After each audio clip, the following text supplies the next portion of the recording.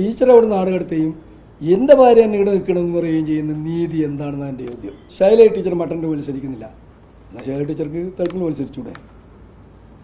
എന്തിനാ ശൈല ടീച്ചർ ആ പേരവരെ കൊണ്ടുപോയി? അതിന് ഉത്തരം പറയേണ്ടവർ ഒതുക്കനോ ഇനി ശരിപ്പെടുത്തലോ ഒന്നും ഞാൻ പറയുന്നില്ല. എന്തിനു കൊണ്ടുപോയി? ശൈലജ ടീച്ചർ 2, 3, 4, 5 തവണ മത്സരിച്ച ആളാണ്. അങ്ങനെ മത്സരിച്ച ടീച്ചർ വീണ്ടും മത്സരിക്കുന്നു. എന്തിനാ മത്സരിക്കുന്നത്?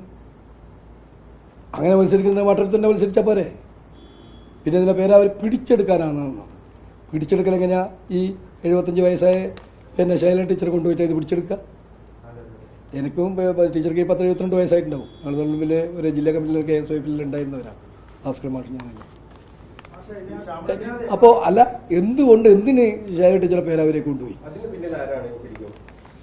അത് നിങ്ങൾ അന്വേഷിക്കേണ്ട കാര്യം. എന്താ കാരണം അറിയാം? ടീച്ചറൊക്കെ അങ്ങനെ ടീച്ചർ ഈ ഗവൺമെൻറ്റിൽ വേണം, അല്ലെങ്കിൽ ഈ ടീച്ചർ MLA നിയമസഭയിൽ വേണം എന്ന അഭിപ്രായം ഉണ്ടെങ്കിൽ ടീച്ചറെ മട്ടത്തിൽ തന്നെ നിലനിർത്താം. ഇനി അതല്ല, തളിപ്പിൽ വേണമെങ്കിൽ വിജൻ യൂത്തിൻ്റെ ഒക്കെ എന്താ നമ്മളെ യൂത്തിൻ്റെ നേതാവാണ്, അവനെ വേണമെങ്കിൽ തളിപ്പിൽ കൊണ്ടു നിർത്താം. ഇതൊക്കെ ചെയ്യാമല്ലോ. പക്ഷേ ടീച്ചർ അവിടെ നാട് കടത്തുകയും എൻ്റെ ഭാര്യ എന്നെ ഇവിടെ നിൽക്കണമെന്ന് പറയുകയും ചെയ്യുന്ന നീതി എന്താണെന്ന് എൻ്റെ ചോദ്യം. അതിനാണ് ഉത്തരം കണ്ടുപിടിക്കേണ്ടത്.